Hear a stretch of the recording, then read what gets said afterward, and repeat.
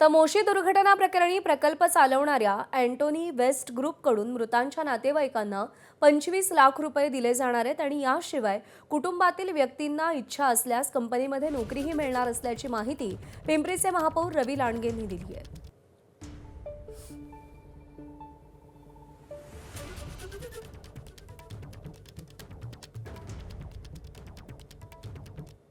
जेव्हा rescue operation संपन त्यानंतर मुख्यमंत्री साहेबांना सुद्धा मी मागणी केली की या प्रकरणात आपण स्वतः लक्ष घालावे।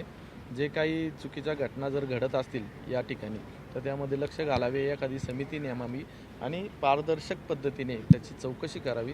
त्या चौकशीतून जे सत्यता बाहेर येईल त्यानुसार योग्य ती व्यवस्थित कारवाई करावी। ते अँटोनी त्यांनी जाहीर केले की ते 25 लाख रुपये देणार आहेत। सर्व मृत व्यक्ती त्या घरातील विद्यार्थ्यांना शिक्षण देणार आहेत, शिक्षणाचा सर्व खर्च करणार आहे। महाराष्ट्र शासन 5 लाख रुपये प्रत्येकी देणार आहे। सर्वप्रथम हे बायोनेम मायनिंग ज्यामुळं ही दुर्घटना घडली ती दुर्घटना पुन्हा घडू नये शहरात, यासाठी मुख्यमंत्री साहेबांनी हा जो कचऱ्याचा मोठा इथं ढिगारा आहे तो लवकरात लवकर फास्ट कमीत कमी करावा आणि दुसरा एखादा प्रकल्प शहरात लवकर चालू करावा असे निर्देश दिले, जेणेकरून शहरात जो 1,500 टन कचरा रोज येतो तो एकाच ठिकाणी प्रोसेसिंग केला जातो।